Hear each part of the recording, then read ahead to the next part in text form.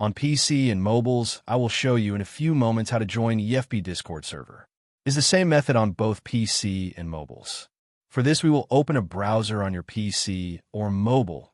It can be whichever. In my case, I will use Microsoft Edge. Now click on the URL bar and type this URL to be able to join this Discord server.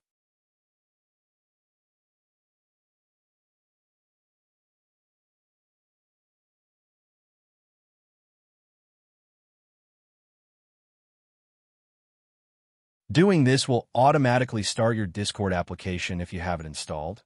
Then click Join, and you'll have access to the Discord server.